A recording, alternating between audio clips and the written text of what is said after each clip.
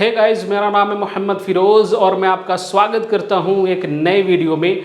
आज हम बात करने वाले हैं कि घर में कितने टॉयलेट और बाथरूम होना चाहिए। ये बात सुनने में आपको बहुत अजीब लग रही होगी, लेकिन हकीकत में अगर आप इस पूरी वीडियो को देख लीजिए तो आप कहेंगे कि हाँ, बंदे की बात में दम तो है। ये बात इसलिए कह रहा हूँ क्योंकि घर में अगर टॉयलेट बाथरूम तरतीबवार और सही जगह पे ना हो तो बहुत सारी समस्याओं का सामना करना पड़ता है। सुबह सुबह लाइन लग जाती है और दरवाज़ा खटखटाना शुरू कर देते हैं, भैया निकलो निकलो निकलो। तब समझ में आता है कि यार टॉयलेट बाथरूम वाकई में सही जगह पे होना चाहिए और कितने होना चाहिए, तब समझ में आता है। तो आज इसी टॉपिक बात करेंगे, तो चलिए आज का वीडियो शुरू करते हैं। दोस्तों, अगर आपके पास 1000 स्क्वायर फीट का प्लॉट है या 1500, 2000, 2500 स्क्वायर फीट तक प्लॉट है, अगर आप मकान बनवाने जा रहे हैं तो मैं आपको ज़ाती तौर पर राय दूंगा कि आपके घर में कम से कम 3 लैट्रिन बाथरूम होना चाहिए। ठीक है, ये मेरी ज़ाती राय है। आप कम भी कर सकते हैं, ज़्यादा भी कर सकते हैं, वह आपकी अपनी पर्सनल डिसीज़न है। पर मैंने जो एक्सपीरियंस किया है उसकी बुनियाद में मैं बता रहा हूँ कि कम से कम 3 लैट्रिन बाथरूम होना चाहिए। मैंने एक नक्शा बनाया है, इसकी चौड़ाई 25 है और इसकी गहराई 50 है, 1250 स्क्वायर फीट का। ठीक है, मैंने देखिए एक नक्शा प्रॉपर बना रखा है। 1 बेडरूम, 2 बेडरूम, 3 बेडरूम, पोर्च है, लॉबी है, किचन है, एक टॉयलेट बाथरूम यहाँ है, एक टॉयलेट बाथरूम यहाँ है, एक टॉयलेट बाथरूम मैंने यहाँ दिया है, यहाँ मैंने स्टोर दिया है, ये OTS है, ये OTS है, ये लॉन का एरिया है। तो मैं अभी आपको समझाऊंगा कि 3 लैट्रिन बाथरूम क्यों देना चाहिए और उसके फ़ायदे क्या हैं। ठीक है, आप इस बात को समझिए। देखिए, जैसे ये एक बेडरूम है, ठीक है, इससे अटैच लैट्रिन बाथरूम यानी मास्टर बेडरूम एक घर में होना ज़रूरी है। हमारे घर में कोई कपल है, पति पत्नी है, तो ज़्यादातर वो इस रूम में रहेंगे तो उनको कंफर्टेबल रहेगा, उनको भी कंफर्टेबल रहेगा और घर वालों को भी कंफर्टेबल रहेगा। ठीक है, तो एक मास्टर बेडरूम होना चाहिए। उसके बाद एक ये जो लैट्रिन बाथरूम है लॉबी से, ये कॉमन होना चाहिए, किसी से अटैच नहीं होगा, ना किसी कमरे से अटैच होगा, ये अलग होगा, यानी कोई भी शख्स इसको इस्तेमाल कर सकता है।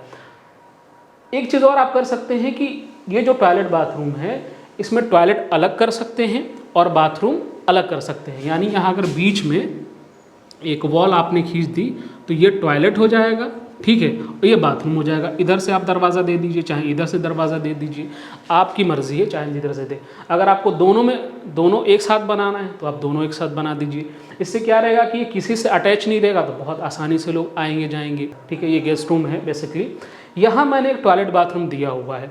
देखिए, जब हम घर बनवाते हैं तो ये भूल जाते हैं बाहर टॉयलेट बाथरूम देना गेस्ट के लिए। जैसे हमारा यहाँ कोई मेहमान आता है तो उसके लिए गेस्ट रूम के बगल में टॉयलेट बाथरूम होना बहुत ज़रूरी है, ताकि वो आसानी से अपनी ज़रूरत को पूरा कर सके। हम इसको भूल जाते हैं, हम यहाँ लॉन दे देते हैं। अगर आपको यहाँ लॉन देना है तो आप कहीं और टॉयलेट बाथरूम दीजिए, लेकिन गेस्ट के लिए टॉयलेट बाथरूम होना ज़रूरी है, जो तीसरा टॉयलेट बाथरूम होता है। इसका एक आप बहुत अच्छे समझिए, ज़ाती तौर पे भी हम लोगों ने इसको एक्सपीरियंस किया होगा। हम कहीं जाते हैं, मेहमान पर गेस्ट रूम में बैठे हैं और हमें 1 नंबर 2 नंबर की हाजत है, तो हम किसी से कहते नहीं हैं, हम दबा के रखते हैं कि चलो थोड़ी देर और बर्दाश्त कर लेते हैं, थोड़ी देर और बर्दाश्त कर लेते हैं।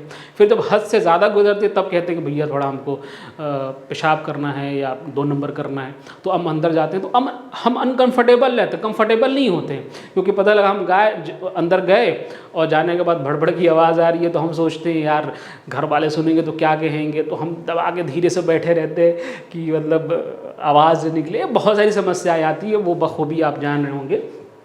तो इसलिए अगर आप बाहर गेस्ट के लिए अगर आप टॉयलेट बाथरूम दे रहे हैं तो बिंदास वो बंदा जाएगा, फ्रेश होगा, भाई किसी से पूछने की इजाज़त भी नहीं, अपना कहेगा भैया हम थोड़ा फ्रेश होके आ रहे हैं, गया अपना फ्रेश हुआ बिंदास तरीके से, मस्त तरीके से, आपको भी टेंशन नहीं। वरना अगर अंदर टॉयलेट बाथरूम है तो अगर वो आता है तो जो घर की औरतें होती हैं उनको भी दिक्कत होती है, अनकम्फर्टेबल होता है, बहुत सारी समस्याएँ आती हैं। अगर बाहर है तो बाहर से बाहर बंदा आया, सब कुछ किया कराया, निकल लिया। समझ रहे हैं आप बात को? तो बेसिकली कहने का मतलब ये है कि 3 लैट्रिन बाथरूम हमारे घर में होना चाहिए, यानी एक मास्टर बेडरूम, एक कॉमन, ठीक है, और एक गेस्ट के लिए, ठीक है, और चौथा आपके पास ऑप्शन है, अगर आप चाहें तो स्टोर रूम बना लीजिए, चाहें तो आप टॉयलेट बाथरूम बना लीजिए। ये मैंने जो नक्शा बनाया है 25 बाई 50 का है, 1250 स्क्वायर फीट का। अगर आपके पास 1000 स्क्वायर फीट का प्लॉट हो तो मैं समझता हूँ कि थोड़ा ये शायद ना मिले आपको। और अगर आपको ज़्यादा, अगर 1500-2000 स्क्वायर फीट है तो और भी बहुत सारी चीज़ें मिल जाएंगी। तो नक्शे की बात है, मैंने एक सिर्फ समझाने के लिए आपको राय दी है। और एक इम्पॉर्टेंट चीज़ जो आप बहुत ध्यान से समझिएगा कि ये जो कॉमन टॉयलेट बाथरूम है, ठीक है, इसमें आप इंडियन भी बना सकते हैं और आप कमोड भी लगवा सकते हैं, क्योंकि ये कॉमन सबसे बड़ा होता है। क्योंकि एरिया मिलती है हमको यहाँ पर, तो हम ज़्यादातर बड़ा बनाने की कोशिश करते हैं। तो आप इसमें इंडियन भी लगवा लीजिए और कमोड भी लगवा लीजिए। मैं आपको एक बहुत ही ज़ोर देके बात कहना चाहूँगा कि अपने घरों के अंदर एक कमोड ज़रूर लगवाएं। ज़्यादातर हम लोग इंडियन शीट का इस्तेमाल करते हैं, लेकिन आप कमोड होना बहुत ज़रूरी है। हमारे घरों में कोई बुज़ुर्ग आदमी है, ठीक है, कोई औरत है, ठीक है, वो उम्मीद से है, या कोई इंसान है जो बीमार है, परेशान है, पैर से दिक्कत है, या कभी कोई दिक्कत परेशानी आती है, तो उसको इंडियन शीट में बैठने में बहुत सारी दिक्कतें होती हैं।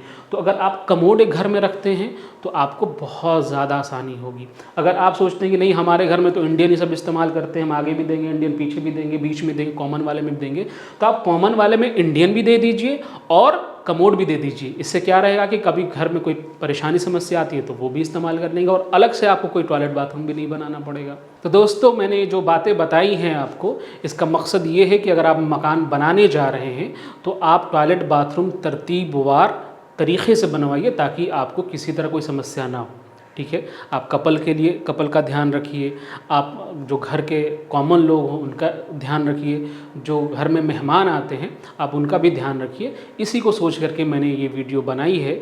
उम्मीद करता हूँ कि आपको वीडियो अच्छी लगी होगी। अगर वीडियो अच्छी लगी है तो लाइक करें, कमेंट करें, शेयर करें। अगर कोई आपके सवाल हो तो आप मुझसे पूछ सकते हैं। और आप अपना और अपने परिवार का ख्याल रखिए। धन्यवाद।